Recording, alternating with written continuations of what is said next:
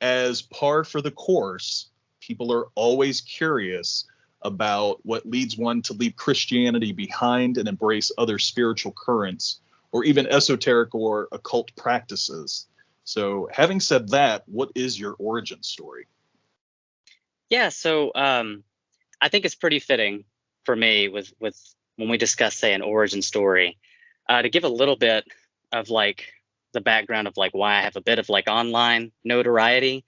Um, and it's because I was a Christian initially, as you've said, and I think that there's a large current of Christians who are moving away from Christianity and trying to find a more viable form of spirituality that fits their values. But for me particularly, I was a pious Christian from a young age, and it became somewhat of an identity for me. I mean, that's what I was caught up in. And that trajectory followed me my entire life, all the way into my adult years, where I was very fortunate. So I was fortunate enough to go to college, and in my early undergraduate studies, I was a part of a formative movement of individuals who sort of started a sort of ground up apologetics organization where it took off. College kids at the local college that I was attending myself. I was a student there for my associate's degree. We're sort of funneling into this individual organization, and as the other individuals sort of phased out, I became sort of this primary leader in that, and then took over lecturing and pretty much all the nitty gritty stuff in between. And I didn't realize how big that got until I was that dude who walked past a classroom on the college campus, and someone would point out, like, is that the Colby everyone's talking about? And I was like, wow, I guess this is getting a lot hotter than I thought it was.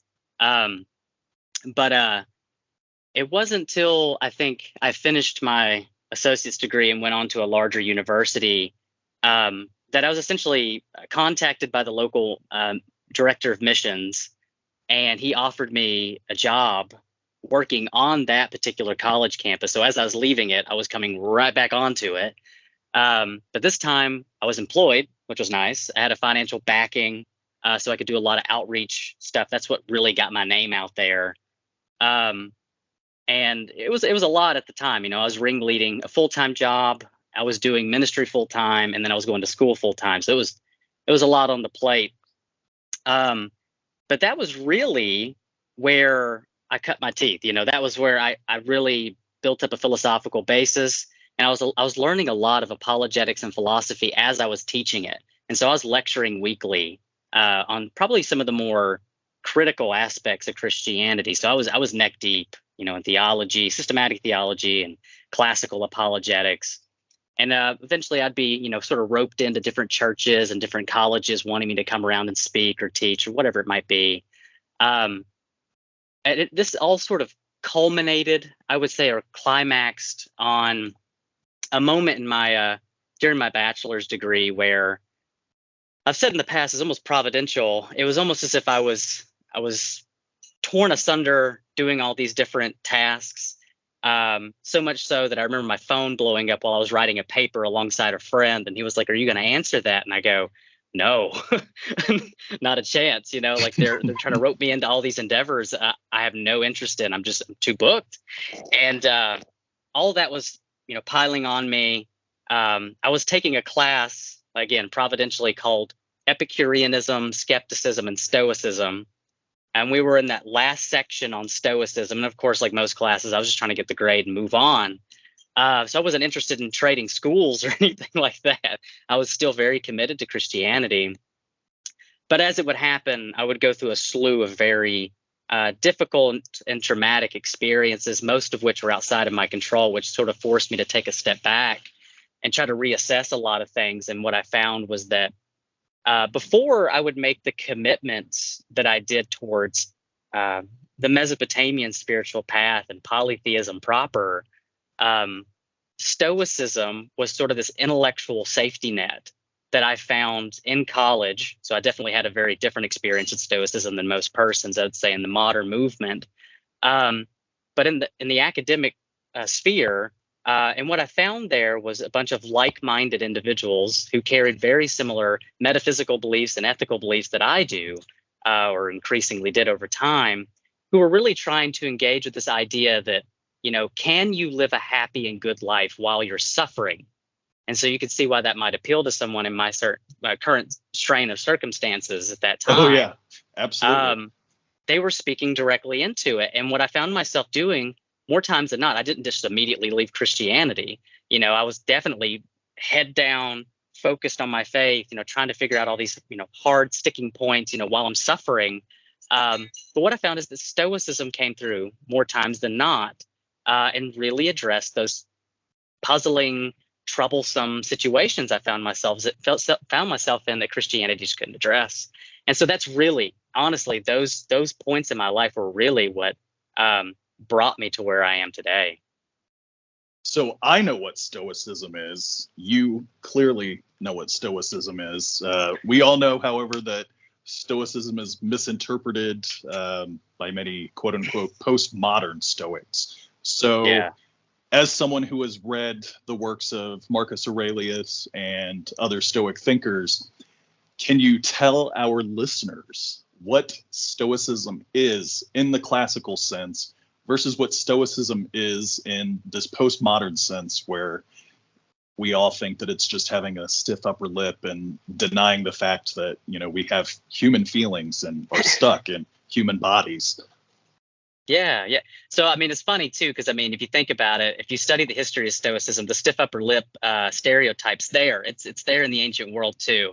People get this caricature of what the Stoics were. And I think it's because of some of the really critical training some of the teachers would put their students through.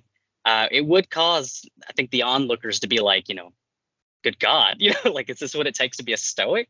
But yeah, so in some of the primary differences I've noticed, or I guess maybe I should start and say what Stoicism is in general is sort of a post-Socratic school of philosophy. There will be a number of these schools of philosophy post-Socrates that are going to sort of develop out of the things that Plato's teaching about Socrates. And so those primary schools, sort of outside of the Platonic and Aristotelian traditions, which were far more savvy amongst the intellectual elite, would be Epicureanism, skepticism, and Stoicism. And sort of like Protestant and Catholic dialogues, the Stoics, the skeptics, and the Epicureans are really all engaging with each other while also trying to subsequently engage with what reality is actually like. Stoicism's a school of philosophy that's discovered by this individual by the name of Zeno. And he's sort of got this mythicized story behind him about how wealthy Phoenician who had a shipwreck. And following that shipwreck, like many people, he found himself wondering, what do I do now that I've lost everything? And thus, out of that is born the school of Stoicism. He studies under multiple different teachers. One particular subset of teachers was the Cynics. And that's where he got a lot of the development from. And that's why you hear a lot that Stoicism is sort of developed out of the Cynic school of philosophy. So that's generally what Stoicism or its birth is. But what sets it apart, say, from Aristotelianism, because Cicero even explicitly says the Aristotelians and the Stoics look so much alike, what's the difference? Is that they uniquely attribute to virtue this role of the sole good, which is radically important for Stoics, because what set the Stoics apart from other schools was that they actually thought you could be happy, you could lead a good life, even in the worst circumstances. And this is because, again, for them, categorically, virtue was the only good, or not, well, it was the soul. Everything else is derivative. And so, if you found yourself in a situation where you're experiencing personal trauma, well, ultimately, what it reduces down to is asking yourself, are those things in your control or outside of your control? That's just bare bones Epictetus. And you'll see this all throughout the Roman Stoic tradition. And really, you can break down categorically whether or not something is what they called an indifference, preferred or a dispreferred indifference, whether or not it was something that you prefer, or if it was something you did or you wouldn't prefer, like, say, health or sickness, wealth or poverty. But ultimately, at the end of the day, whether or not you had one or the other doesn't actually affect virtue. Whereas maybe the Aristotelians thought that you might need health or wealth. So that's one radical aspect of Stoicism that stuck it out among the other schools of thought. It was a virtue ethic centered school of philosophy, and up and against the Epicurean schools, it didn't think that pleasure was something to be pursued and pain something to be avoided. And up and against the skeptics, which this plays into the modern movement, they actually thought that we had epistemic knowledge. So we could actually have knowledge about the exterior world and how it worked, and we could actually trust our sense perception of that world.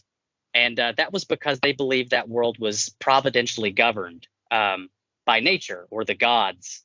And that's where you see the big tear between the modern movement now and I would say a more traditional Stoic approach, is that at the very least, I think traditional Stoics are trying to push back and say, well, there has to be at least some notion of what we call the Stoic physic, this idea that there's a providential force within the cosmos. Thereby, we can trust that everything that happens to us that's outside of our control, we can accept those things with equanimity because it's providentially governed by a benevolent God. Which goes into my next question, actually. So, so as we know, the Mesopotamian people lived in a world that was quite unlike our own. I mean, they still had cares, they still had worries, they still had concerns, they still had their day-to-day life that, caused them some measure of stress. But having said that, we are in a contemporary modern society where we don't have those same challenges, but we still have past philosophies to look to. So having said that, how do you think Stoicism has come into play as someone who looks to Mesopotamian culture, religion, even the gods to supplement your own personal philosophy and values? So there's a lot of angles here, and I think that the more hit me with all of them. Yeah, I think over the years that I've studied this, is what I've found is that there's multiple paths to where these schools of thought connect. Right. And I think that you and I have even exchanged literature where some of the scholars that we've read make no secret of the fact that they love to reference guys like Zeno and the Stoic school of thought to really try to comprehend Mesopotamian theology. And I think this is because as you look further back into history, into the ancient world, a lot of the so-called isms, theism, atheism, polytheism, pantheism, panentheism, those start to break down, right? Because they're sort of modern conjectures. We really don't, they don't have any bearing on the ancient world.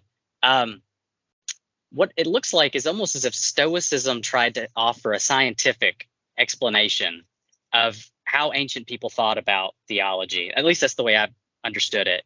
And some of the scholarship that I've looked at least in one part, I think does an excellent job at trying to, in some way, connect the Stoic physical theory to how ancient people thought about the gods.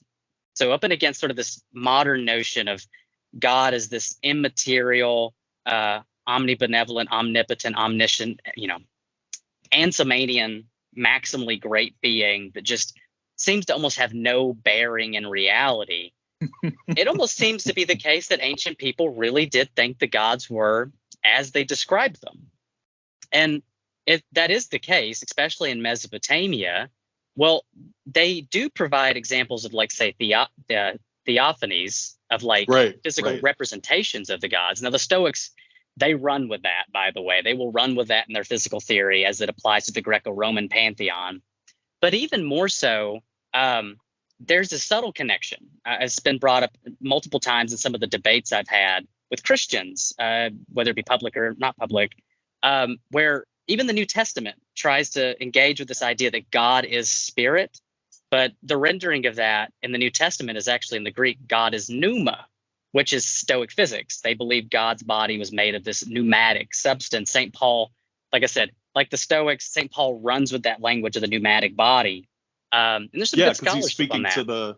He's speaking to his contemporary audience at the time who was aware of these philosophies, was aware of these thinkers, was aware of these schools of thought that definitely, most people today are like, oh, it was completely unheard of, but we don't really comprehend the width and breadth that the ancient world had in terms of all of these cultures essentially colliding and forming Yeah. this giant melting pot. We talk about the United States as a melting pot, but really, I think the true melting pot was the ancient world in the Mediterranean, in the Levant, in the Mesopotamian region as a whole. I mean, we've got this entire culture, this swath of culture that goes from east to west to north, and then down into parts of Africa.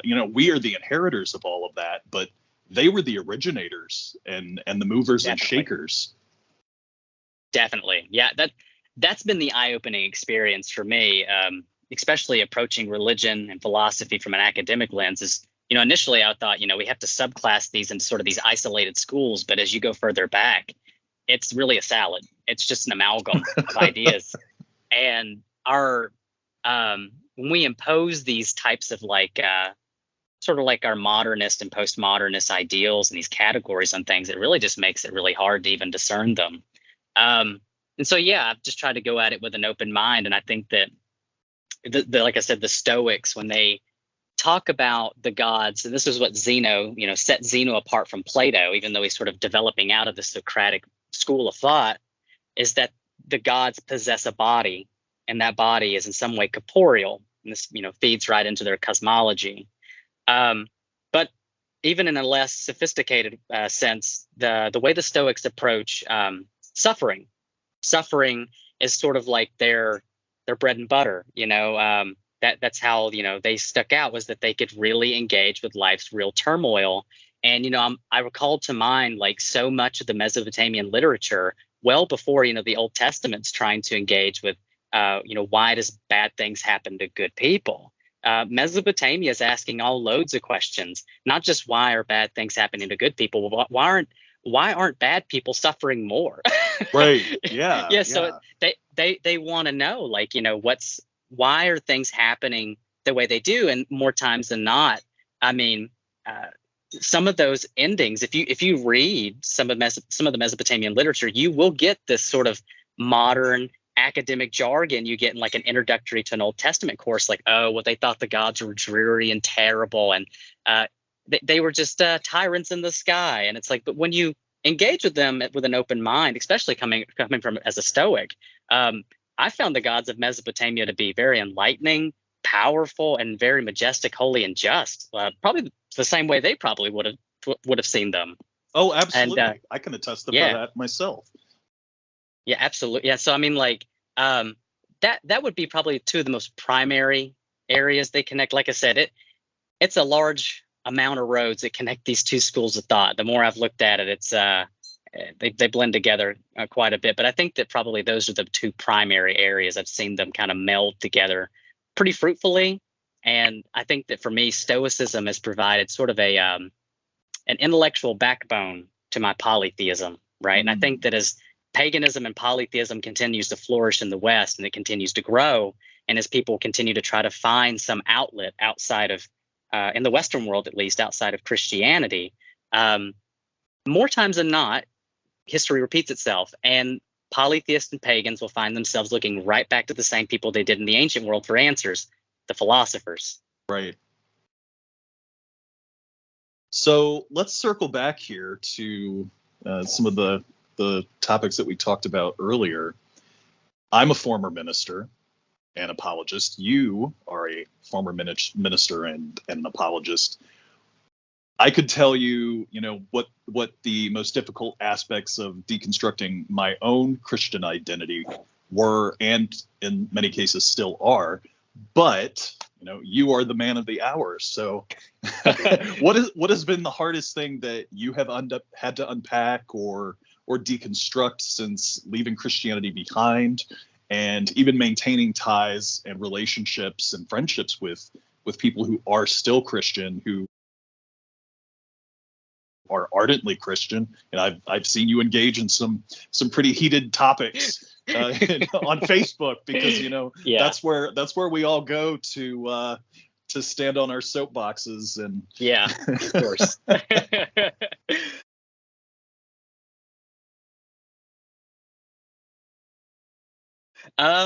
So I think that, out the gate, I think it was more or less just trying, at least on my part, to express that the way I left Christianity wasn't a bad one. Even in some of my YouTube stuff I've done, I've just tried to express like, hey, I'm not like trying to deconstruct and be one of those guys that comes out and said Christianity is the worst thing in the world. I love Christianity. I have glowing things to say, especially about higher forms of Christianity like Eastern Orthodoxy and Roman Catholicism. Right. Yeah, I mean, before I left the faith, I mean, I had sort of, as I joke, ascended the ecclesiastical candle, and yeah, as I, I was employed by Southern Baptists, but they never made me hold to anything creedal, so I was secretly super reformed, and I ascended to something more like Anglo-Catholicism before I left. So I hold a deep appreciation for the radical diversity in Christianity, and for the values Christianity's blessed the West with, Roman values. So don't tell our pagan listeners that. Yeah, I know. So I don't have a deep, like a shtick. I don't have anything against Christians really. Where I've found to be the deeply troubling parts is those Christians, especially previous ministers I've worked with, who've I've had a large hand in the conversion for a number of people that are on my Facebook. And so I know that my experience is troubling for some. And that's why I try to soften that blow and take it really slow. I don't want to add any trauma to anyone's faith. I understand that. And I want them to remain Christian if that's where they feel comfortable and they feel like their families can flourish. And I don't have a problem with that. I'm very much the pluralist, at least functionally. But the troubling parts, I think, come into conversations about the nature of God. I think that where Christians have a sort of synthetic experience, very much like my own, where you go to, college, you go to seminary. A lot of these guys are from like local, like Southern seminary, very staunch, reformed seminary. And they come out of these seminaries with like these sort of one-liners. They don't fully understand maybe what they're saying, but they have this theology that they want to offer up. And if you don't conform to those boxes, as if the gods have to fit into a box, then you just don't worship an actual God. That's been something to really engage with, especially as I try to point them back to, Christian history and how Christians have traditionally engaged with, say, like Roman paganism. But the other area, probably the spicier area you see the most, is once I left the faith, one of the most troubling aspects that I was wrestling with while in the faith was the this philosophical notion about forgiveness and justice. And that's been the area I think I've engaged with the most. So I've written about it. I've talked about it. I've done a number of video chats with people about it. And I think that that's probably like the sort of a linchpin topic, not only for me and as my faith now. I feel like, as I've expressed in the past, my faith now, I think, fully encaptures where I'm at on the issue of justice, retribution, forgiveness, mercy, revenge, and all those fancy topics in between. But I felt like that Christianity had failed on those fronts. And so from that, I sort of built this argument that I've done that's got me in a number of debates on how I feel like Christianity may be insufficient morally. And then the other conversations are usually more so geared towards that type of rhetoric. So Christianity as a moral theory, what do we have to say about that? And that's where I've really been jabbing in hard. I think that there's a lot to cover on that one. So you talk about justice and you talk about, mercy and the tenets of Christianity that many of us still idealize, even though we're no longer identifying as Christians. We're deconstructing our identity, if you will. So that brings to mind many of the conversations that we've had regarding Inana, many of the conversations that circle the internet, many conversations that are often posed in the same circles that we quote unquote run in, namely the Temple of Inana or the various discords that we're a part of. I know about Inana, you know about Inana. Maybe our listeners don't know as much as we know. Maybe they're just starting on their journey to understanding this complex figure and myth and religion who has inspired and pretty much left her footprints all over the ancient Near East and even into the Levant and the Mediterranean. So we've had these conversations about justice and revenge and vengeance, all of which compromise our sense of justice, or comprise rather our sense of justice and retribution.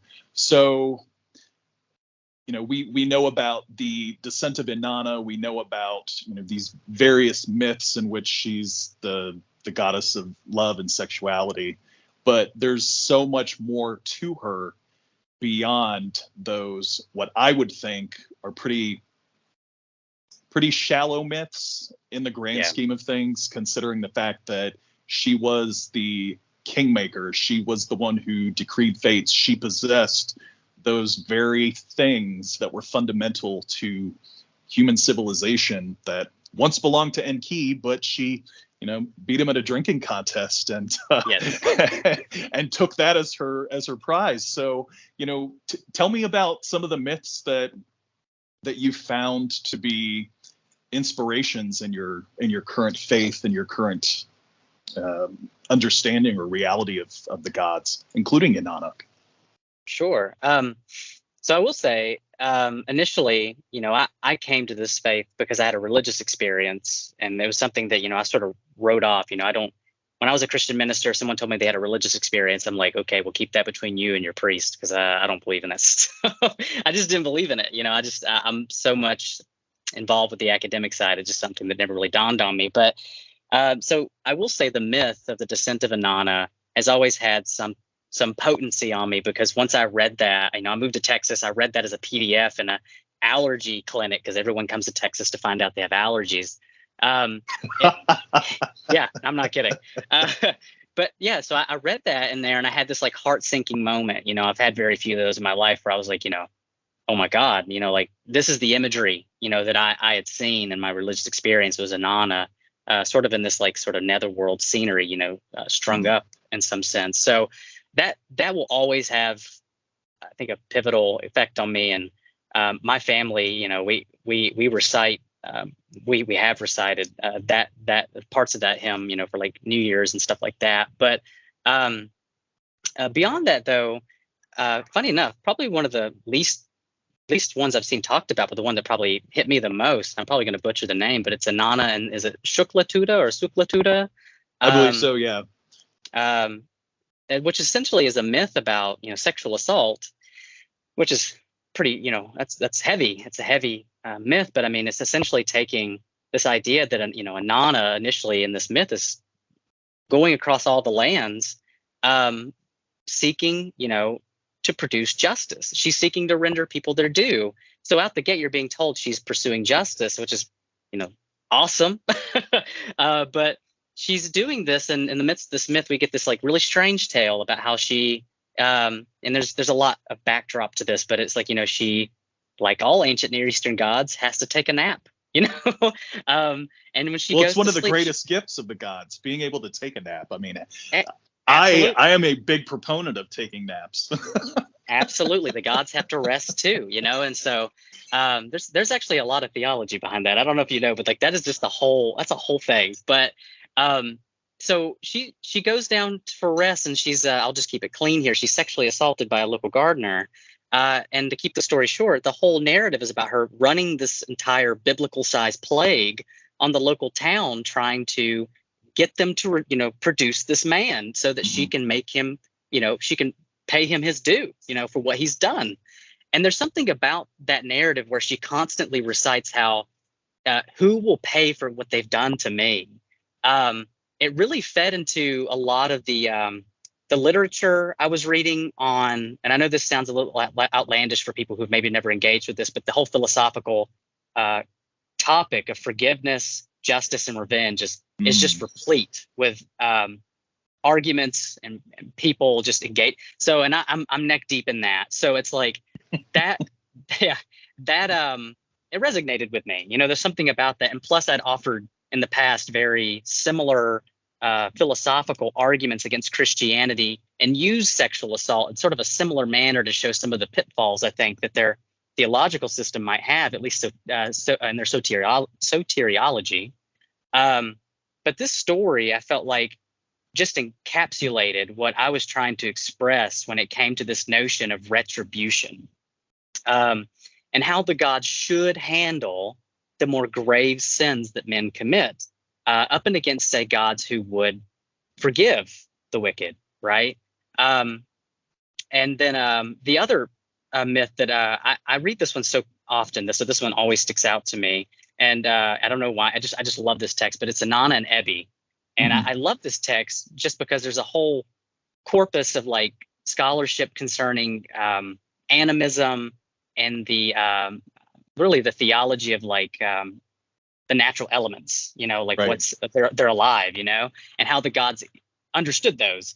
But this notion of I always hear that line where she talks about, because Ebi didn't put its nose to the ground, because it didn't recognize my divinity, I'm going to destroy it. And to me, when I first joined up with some of the groups that we're a part of now, I especially think of the our Sumer, being on there, and some of the friends we share in common sort of turning me on to different myths. I remember remarking when I first came into that group that, and I know this is to the bane of some pagans' existence, but Inanna, to me, encapsulated those better aspects of Yahweh in the Old Testament without all the baggage. I mean, I totally agree. 100%. That's how I saw it. Yeah, 100%. That's exactly how I saw it. And so reading these myths, it was almost, it was moving to me, because it's like, finally, there is, I guess in this case, a goddess who, I've had a religious experience. And so to me, it spelled out like she was concerned enough to reach out to me in my time of crisis. But it was so concerned with justice that I didn't have to worry about her forgiving my enemies. I might have to worry about her crushing them too violently. And I think that's a good concern to have. So those are definitely some of the, I would say, the myths that I've enjoyed the most, and I find myself reciting the most during my devotional time. So Inanna has various incarnations, if you will, or cultural diffusions, if we're going to use academic terms, where similar goddesses are found throughout the world, throughout the ancient Near East, throughout the Mediterranean, into Asia, which leads me to my next question. We have Anahita, who is the Zoroastrian aspect, or the Zoroastrian mirror or diffusion, if you will, of Inanna, or more specifically Ishtar. So tell me a little bit about your experience with Zoroastrianism, because I know that from our previous conversations, some of the things that you've written that I've read, your spiritual journey has not only led you to Stoicism, it's not only led you to Mesopotamian culture, religion, and philosophy, it's also led you to Zoroastrianism. So how's that shaped your relationship with the gods, and how have you adapted to those ideals and tenets of the Zoroastrian faith as someone who is not culturally Zoroastrian or culturally Middle Eastern, more specifically culturally Persian? Yeah. So I guess I would say is that on the forefront of this is that as we see polytheism and paganism sort of rising in the West, I've also noticed that Zoroastrianism has sort of rekindled its fire in the East, it seems, or at least the Middle East. There's no so pun many people. Intended, right? Yeah, not at all. So it's interesting to see how many people I've engaged with now who find themselves in similar situations that I'm in, who are leaving Islam and finding in Zoroastrianism something very similar to what I found in Stoicism as a sort of like facilitating net. And they make no effort to hide the fact that they see Zoroastrianism as sort of like all encompassing, like it can be very open in many regards. And this is because traditionally throughout history, what we might call the Yazada system, that's the language of Almut Hintz, that's a scholar in Zoroastrianism, it was able to sort of incorporate these other cultures and their gods into the faith as sort of, they were still gods, but they were in some sense, in the same way the Stoics would probably see it, like if the cosmos has a divine nature, it expresses itself in different modes or as different persons. The highest god, Ahura Mazda, in Zoroastrianism sort of produces or creates these Yazada, which, is, I would say theologically is no problem for the Mesopotamian polytheists, because, I mean, the gods are giving birth to new gods all the time. Right. And there's just so many. So I would say in one aspect, that's probably the easiest carryover. The second being that as you look throughout history, there is a variety of cultures. I think of like the Kushan Empire or the Sogdians on the Silk Road, or the Armenians who culturally developed a religious aspect where it incorporated both Babylonian gods and Zoroastrian metaphysics, which is, I mean, for someone like me, that's awesome to see. I love to see historically valid syncretisms like that. And so, like, for the Kushans or the Sogdians, you know, they elevate sort of a later iteration of Inanna, Nana, literally, sort of in the place of Anahita, right, which is this goddess of water, of warfare, of child rearing, but also of sex. And if you're wondering why it's so many weird aspects, it's because, as you've mentioned, there's sort of this carryover with the exposure of Persia and Babylon with the cult of Ishtar, where you see these elements of the cult of Ishtar just sort of blending in with that of Anahita. And then you also see with some scholarship, some scholars are even suggesting that maybe the origins of Anahita might just be Mesopotamian to begin with. That's somewhat controversial in some circles, but there is some scholarship to suggest it. But regardless, it seems to be the case that as I experienced my own spiritual journey, when I left my previous hometown, this is a pretty well-known story now. I've talked about it on my YouTube, and a lot of people have reached out to me about, you know, this particular story. I think this is the biggest trending YouTube video I've got, which is not saying much, but it's pretty hot. So it's a story about right before I left my hometown, I met with a close friend at a coffee shop. He was a guy I helped lead to the faith. And after I told this story on YouTube, he actually reached out to me directly and says, I definitely remember this moment because I knew in that moment something changed. But when I left that coffee shop, before I left, then I had mentioned to him all the struggles I was having with Christianity. And then with Christianity, with all the situation I found myself in there. And I'd mentioned to him that I felt like Jonah, you know, that if God is really the way the Old Testament spells him out to be, and he's just going to forgive my enemies, and we're all just going to end up in the same place, you know, that's a God of disappointment. And we should pursue better gods. And that sort of lingo, better gods, carried on throughout my entire journey. And so I would say intellectually, as I studied the ancient world for about 2 years, as I left my previous hometown and moved to Texas, I kind of secretly did this. I just kind of did my own secret study while I was attending an Anglican church. And I was just trying to see if there was anything to this notion of a better God. And, you know, outside of sort of the God of the philosophers, which every religion bastardizes, I really found something special, I think, with the Ahura Mazda and Zoroastrianism. I think that there's a real intellectual zeal there, theologically speaking, that is just untapped potential. And I really felt like a grave connection to that.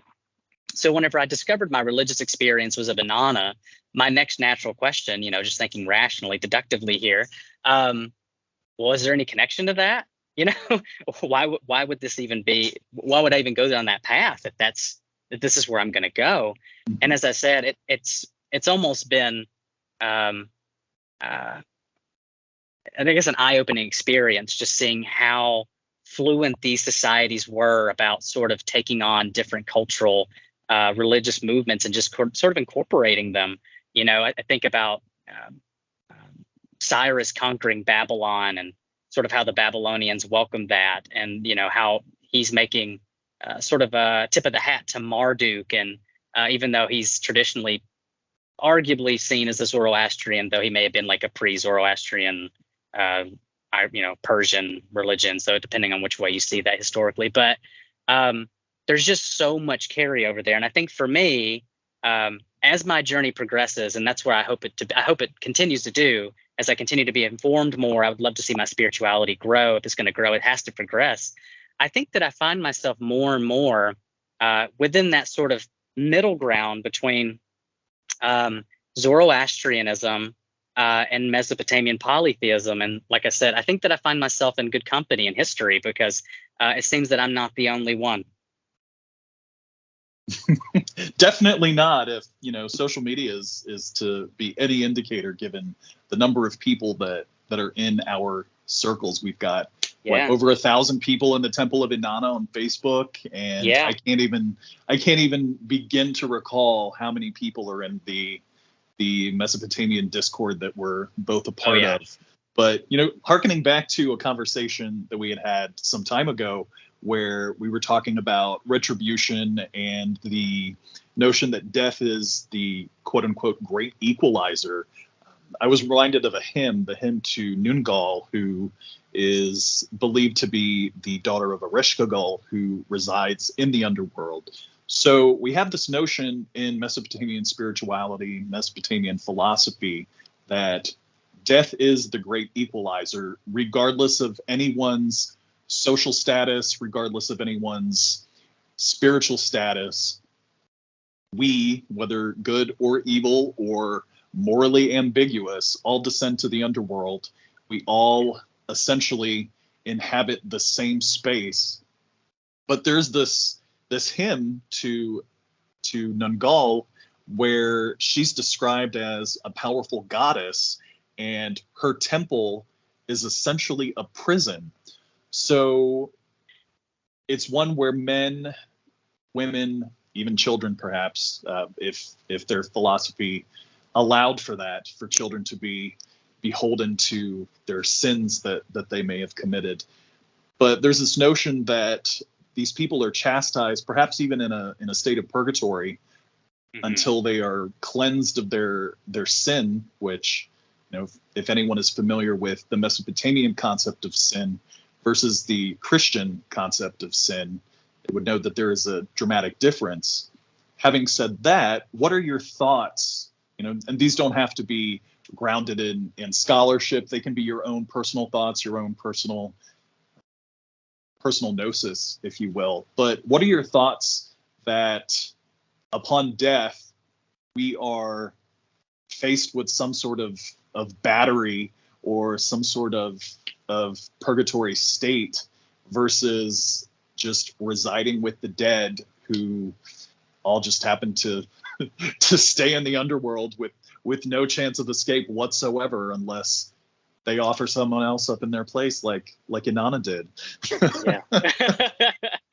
Yeah. So I would say I have a lot of thoughts on this particular aspect. I've commented on it a number of times, but I will say one of the more enlightening is the reference you just made, right? So I think there's some beauty to this notion that I understand for a lot of people, this brings back maybe negative caricatures of like maybe being raised Christian and you're being told you're being held over the fires of hell for very minor things that we probably wouldn't even consider to be offensive. But it's like, I think on one notion, though, I think that there's this innate human desire. Obviously, from my perspective, I think that this is sort of the makeup of the cosmos itself. I think it is really a division between justice and injustice, good and evil, and the like. But just an innate human desire to see everyone receive their just deserts. I think of Inhejuwana referencing Inana as someone who renders to those their just deserts. That's something the Mesopotamian gods are about, I would say, in gratuitous detail. Louis Purkey talks about this, how in one podcast I shared online where she talks about how Inanna is extremely good at loving the king and getting revenge. And those are aspects, I think, that if you are a pious individual, if you've sought to live a good life, I mean, these are aspects you should praise, right? And I think that if the gods are just, then they will render unto each their due. And that's not always bad. I mean, that can be good as well. And so I think of someone who, Gilgamesh Enkidu in the netherworld, where you've had a fruitful life, you've treated your family good, you've had children and a wife, and you've taken care of them. So they're going to offer you grave goods and you're going to have an excellent afterlife. The sort of restitution for the life you've lived. And so in the same case, if you've been, complete ass, you're going to receive what's due to you, right? I mean, I think you should. If you've lived a really debauched life, you should in some degree receive restitution. And I think that in this life, more times than not, we don't see that. I think that sometimes in this life, and this is where the ancient Mesopotamian really comes into play, they wanted to know, like, why are these events happening to me in such a way if I've been this way? And why are these events happening to so and so because he's lived some type of way? And I think that, as you say, death is the great equalizer. So you get to live your life as you please, essentially, in this life, but it will have consequences to some accord. And I think that the Mesopotamians, above all else, I think they saw this. And I think they saw this because they saw the netherworld as sort of just another very corporeal existence that's connected contingently to this world too. And so when you died and went to the netherworld, I mean, you were almost just more or less geographically moving. You're just going somewhere else. And so in that case, there's a sort of causal connection to what this life you lived and how that life will look. To some degree, it's not a tit for tat, but I think that the more grave sins, we could talk about, always have those consequences. And I think that those are the things we want to see punished. I don't think we so much care about the little kid learning that lying's wrong, but we certainly do care about the individual who sexually assaults somebody. We want to see that person pay. And I think that the beauty of Mesopotamian polytheism up against Christianity is that Christianity will berate you on how you need to forgive that. I mean, we see this in churches everywhere. The woman's assaulted and the burden is on her to forgive him because forgiveness is a virtue par excellence. But in Mesopotamian polytheism, the emphasis is not on the forgiveness, but it's more so on the retribution. It's on the due being paid and not feeling as if it's bad or wrong for you to desire some payment in kind for the evil they've done. So I guess that would be one trajectory I would probably look at whenever I talk about the Sumerian, the Mesopotamian afterlife. I think that there's probably more so that could be philosophically added to that, but I think that sort of the simplicity of it, I don't know, there's something of a beauty to it. It's messy, right? The afterlife in Mesopotamia is messy. It's not clean. It's not like you're just one and done. You're there. There's a whole journey included. Don't get lost. You got to make sure the family's off giving offerings, or you might come back and now you're having to deal with this whole ghost epidemic in your home. I mean, that stuff's so interesting to me, that the fact that it's trying to engage what life's really like. They make no secret of that. They're just like, okay, well, life's really like this. So how do we engage with that?